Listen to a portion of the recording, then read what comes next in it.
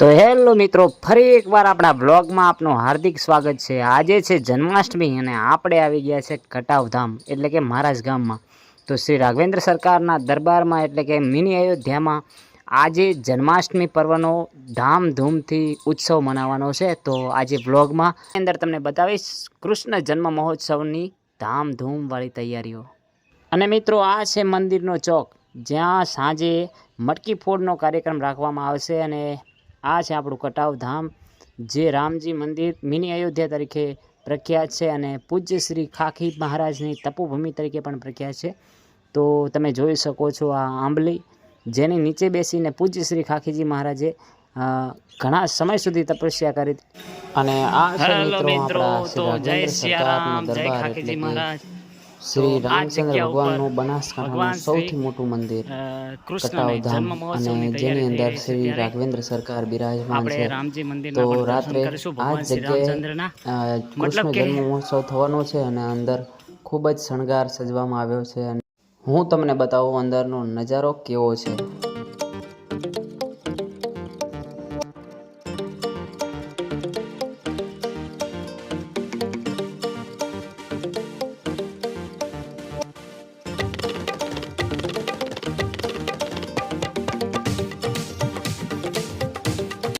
બાપુ બેઠા છે એમના સાનિધ્યમાં, તો બાપુ પાસે જાણીએ કે જન્માષ્ટમી વિશે અને શું બે શબ્દો કહે છે।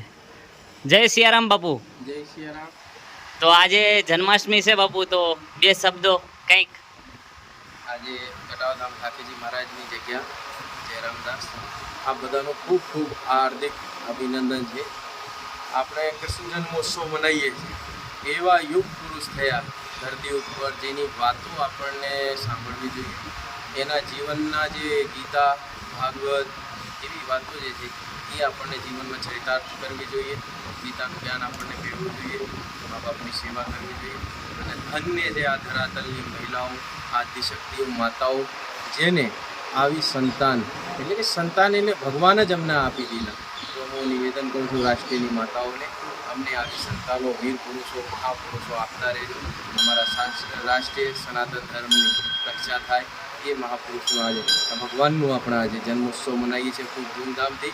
ભગવાનના જન્મોત્સવ નિમિત્તે, કૃષ્ણ ભગવાનના જન્મોત્સવ નિમિત્તે ખૂબ ખૂબ અભિનંદન, ખૂબ ખૂબ આનંદ। આ બધા સુખી રહો, સ્વસ્થ રહો, આનંદિત રહો, સમાજનું કલ્યાણ। જય સિયારામ બાપુ, ખૂબ ખૂબ આભાર કે તમે અમારા વ્લોગની અંદર બે શબ્દો અને આરસી વચન આપ્યા છે। ખૂબ ખૂબ આભાર। જય શ્રી કૃષ્ણ। તો મિત્રો, હવે મટકી ફોડ કાર્યક્રમની તૈયારી થઈ ગઈ છે। ગામના મિત્રો દ્વારા મટકી ફોડ કાર્યક્રમ રાખવામાં આવેલો છે અને બધા જ મિત્રો હવે મટકી ફોડવા માટે કટાવધામ રાઘવેન્દ્ર સરકારના દરબારમાં જઈ રહ્યા છે અને ત્યાં જઈને મટકી ફોડવાની છે। તો મિત્રો, જોતા રહેજો વ્લોગ, મજા આવશે। હેલો મિત્રો, તો આપણે મંદિરની અંદર પહોંચી ગયા છીએ અને મંદિરમાં ચાલુ છે ભજનનો પ્રોગ્રામ। તો બધા મિત્રો અને શ્રદ્ધાળુઓ ભજન સાંભળી રહ્યા છે, બાપુ પણ બિરાજમાન છે અને આપણે મટકી ફોડ કાર્યક્રમ કરવાનો છે। તો ચાલો ચોકમાં। હેલો મિત્રો, કૃષ્ણ કનૈયા તૈયાર થઈ ગયા છે મટકી ફોડવા માટે, અને અમારા કટાવ યુવક મંડળ દ્વારા આ આયોજન કરવામાં આવ્યું છે। ત્યારે મુકેશભાઈને પૂછીએ, બોલો મુકેશભાઈ, શું કહેવા માંગો છો કૃષ્ણ જન્મ જયંતિ વિશે? કૃષ્ણ કનૈયા લાલ કી જય।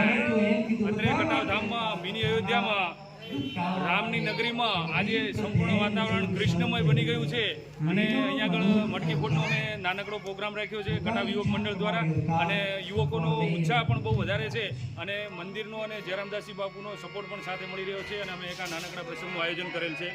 ખૂબ ખૂબ ધન્યવાદ આ બધાનો અહીં પધારવા બદલ। બોલો જય શ્રી કૃષ્ણ કનૈયા લાલ કી જય। તો થેન્ક યુ મુકેશભાઈ, અને કટાવ યુવક મંડળનો પણ દિલથી આભાર કે આવો પ્રોગ્રામ કર્યો છે। તો હવે બતાવીએ તમને મટકી ફોડ કાર્યક્રમ।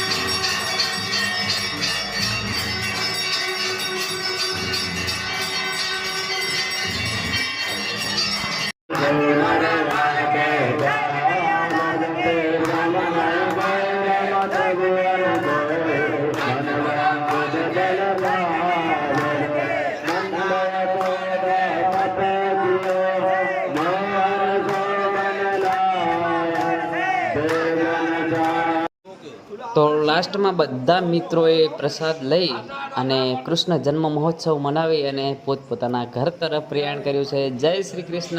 ફરી મળીશું નવા બ્લોગમાં.